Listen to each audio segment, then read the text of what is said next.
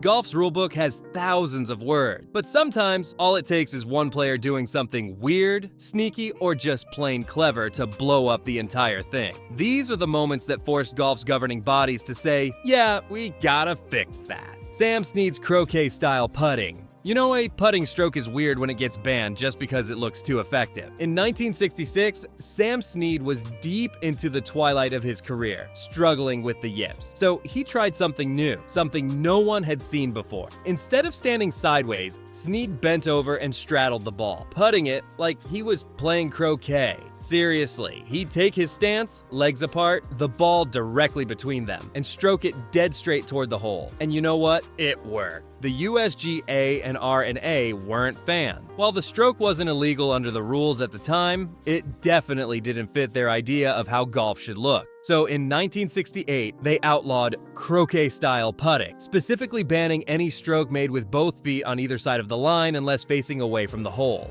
This is now covered under Rule 10.1c, and even though it was Snead's creative way to survive on the greens, it became the poster child for golf's deep insecurity about unorthodox technique. Gary Player's fairway gardening. This one gets a nickname, the gardening rule, and it came straight from Gary Player's playbook. In the early 70s, Player was as competitive and creative as anyone. At the 1974 British Open, he faced a tough lie in the rough and pulled out a towel. But instead of wiping down his clubs or shoes, he bent over and started gardening, patting down the grass behind his ball to clear a better swing path. Now at the time, golf's rules didn't explicitly forbid this. Improving your actual lie was illegal, but the surrounding area, that was a gray zone. Player argued that he wasn't altering his lie, just tidying up. The R&A didn't buy it, neither did the USGA. Shortly after, the rulebook was updated to crack down on any action that improves the conditions affecting the stroke, including grass, sand, or even removing dew in your swing path.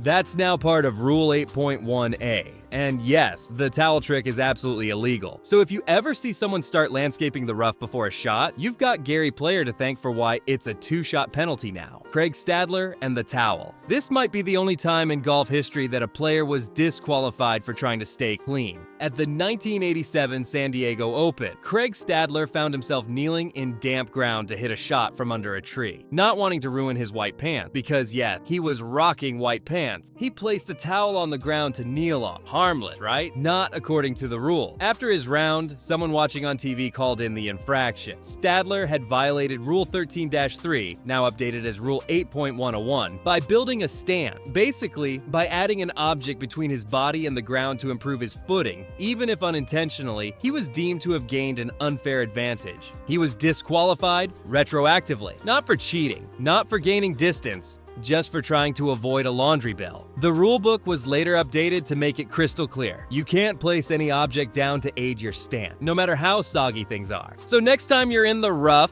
save your pants and your scorecard by leaving the towel in the bag. If you're loving these strange but true rule changes, go ahead and subscribe. We've got plenty more ways golf has outsmarted itself coming up. Anchoring ban, Keegan Bradley and Adam Scott. This one took years of simmering controversy before the rules finally caught up. For decades, players had been experimenting with long putters, not just long in length, but in how they were used. Instead of swinging freely, guys like Keegan Bradley and Adam Scott would anchor the butt of the putter to their chest or belly, turning it into more of a pendulum than a stroke. Tim Clark, Carl Pedersen, and even Ernie Els got in on it. And for a while, it worked. Scott won the Masters in 2013. Bradley grabbed a major in 2011, but fans and purists weren't buying. It didn't look like putting. More importantly, it felt like it eliminated nerves. A huge deal when you're grinding 4-footers under pressure. After much debate, the USGA and R&A dropped the hammer. Starting in 2016, Rule 14-1B banned anchoring the club to the body during a stroke. You could still use a long putter, but you had to hold it away from your body. The pendulum effect was gone. Overnight, putting techniques across the tour changed. And just like that, one of the most controversial tactics of the 2000s was wiped off the leaderboard. Bernhard Langer and anchoring adjacent. Leave it to to Bernhard Langer to say, okay, but what if I almost anchor it? After the 2016 anchoring ban, most players either went back to standard length putters or held their broomsticks far off the body. Not Langer. He kept the long putter and held it so close to his chest that it looked anchored, but technically, it wasn't touching. He insisted it stayed a fraction of an inch away. And according to the rules, unless the club is in direct or indirect contact with your body, you're in the clear. Langer walked that line like a tightrope. Fans complained, TV analysts zoomed in, other players muttered under their breath. But every time the USGA reviewed it, they ruled him legal. Eventually, the USGA had to clarify the rule further. Now, if it appears anchored, or if there's intent to anchor, it's subject to penalty. The language shifted from touching to rest, a subtle but important difference. Langer never got penalized, but he single-handedly forced the governing bodies to redefine the spirit of the rule. Because if you're putting like it's anchored, you probably are. Bryson DeChambeau's compass incident. Bryson DeChambeau doesn't just play golf, he experiments with it. And sometimes those experiments make the rulebook panic. At the 2018 Travelers Championship, Bryson pulled out an actual drawing compass, the kind you used in high school geometry class, to check hole locations against his yardage book. He claimed it helped him figure out if the cup was precisely where the pin sheet said it would be. In his mind, it was just another way to get accurate data. The USGA saw it differently. Within days, they clarified the equipment rule, specifically Rule 4.3, stating that devices like compasses, which help analyze slopes, distances, or green contours, were not allowed during play. It was considered too much of an advantage, even if it didn't plug in or require battery. To his credit, Bryson didn't fight the ruling, but the message was clear. Just because it's clever doesn't mean it's legal. The compass incident became an early chapter in Bryson's legacy as golf's mad scientist, constantly testing the edge of the rulebook until someone steps in with a red pen. Bryson DeChambeau's driver-sized push. A couple years after the compass caper, Bryson was back at it, this time turning driver shafts into launch pads. After bulking up like a linebacker, Bryson began chasing absurd ball speed by swinging with a driver that looked more like a javelin. He started experimenting with shaft lengths up to 48 inches, well beyond what most tour players used, to create more leverage and hit bomb. And he wasn't subtle about it. At the 2020 US Open, he dismantled winged foot with pure brute force. That's when golf's governing bodies stepped in. In 2022, the USGA introduced local rule G10, capping driver shaft length at 46 inches. It was a direct response to the Bryson distance revolution, a way to prevent the rest of the tour from turning into a long drive competition. Officials framed it as preserving the balance between skill and power. Bryson shrugged it off. Phil Mickelson, on the other hand, called the rule pathetic, but it stuck. And just like that, one player's obsession with speed and torque rewrote the rulebook on how long a club could be. Chalk it up as another chapter in Bryson's career-long quest to find the edge, and force everyone else to redraw it. Jesper Parnevik's hat brim trick. Jesper Parnevik always marched to the beat of his own flat-brimmed drum, but one of his quirkiest habits on the course quietly helped rewrite the rules on how players read greens. In the mid to late 1990s, Parnevik became known for his upturned cap, flipped high and forward like a Swedish visor meets cowboy hybrid. But it wasn't just fashion. Jesper would use the shadow from his hat brim to cast over his ball on the green, helping him analyze the slope and read putts more precisely. Clever? Definitely. Legal? Technically, yes, at first. But once officials caught on, the USGA and R&A issued a clarification under Rule 10.2b, stating that artificial objects can't be used to assist with alignment or green reading, including shadows, props, or devices. This became part of a broader push to eliminate external green reading aids, eventually leading to bans on certain detailed greens books with slope shading. So yeah, Jesper's shadow stunt wasn't penalized directly, but it helped trigger a much stricter era for how pros could gather intel on the putting surface.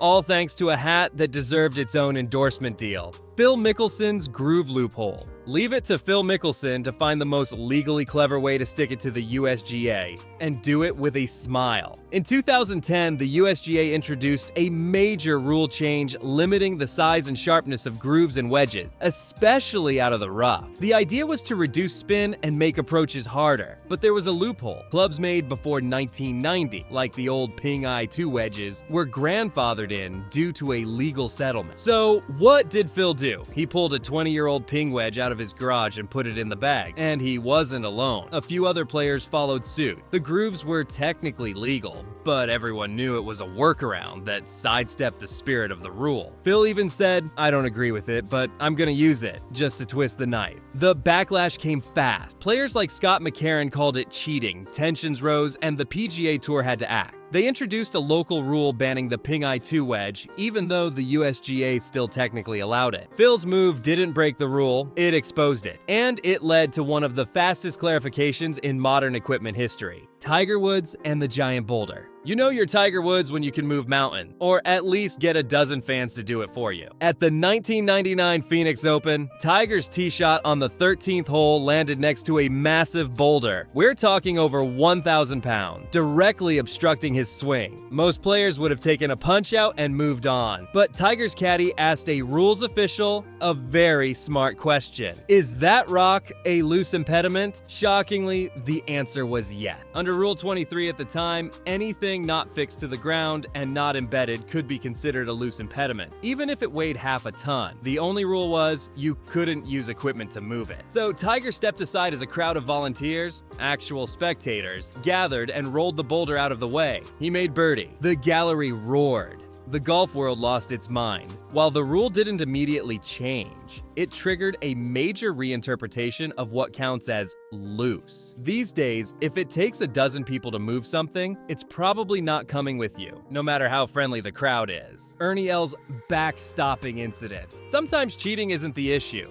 It's sportsmanship that takes the hit. In 2019, a controversy flared up around a practice known as backstopping. Here's how it works. If a player's ball is resting close to the hole, another player, instead of marking it, leaves it there to act as a possible bumper. If your chip's coming in hot and hits that ball, it could stop dead next to the pin instead of running 10 feet past. Helpful, right? Well, Ernie Els found himself in the middle of a situation that looked exactly like that. No penalties were assessed, but the cameras caught everything, and fans weren't happy. It looked like two players were cooperating for potential gain, even if unintentionally. The incident sparked an outcry and led to a clarification of Rule 15.3(a)(1). If you leave your ball unmarked and it helps another player, it's a penalty for both of you. The rules now expect players to mark their balls when there's a reasonable chance it could influence another shot, even if you're feeling generous. Els didn't break the rule, but his moment helped the USGA close a subtle loophole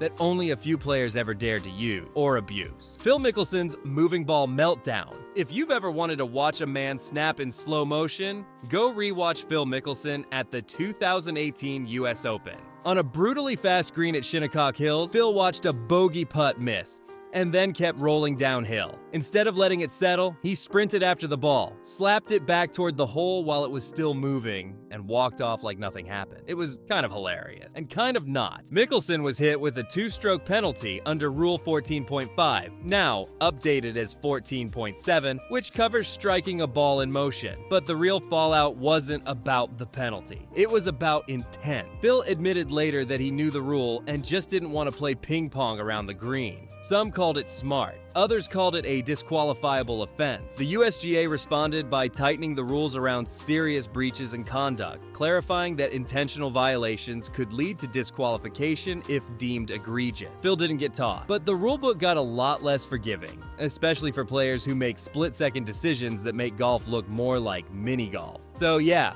the rules of golf weren't just written in boardroom, they were written on the court, one loophole at a time, thanks to players who were just a little too clever, creative, or chaotic. If you enjoyed this deep dive into golf's strangest cause and effect moments, hit that subscribe button and check out our full video on unbreakable PGA Tour records, where the game got it right the first time. More golf, more weirdness, more stories, coming up next on Golf Explained.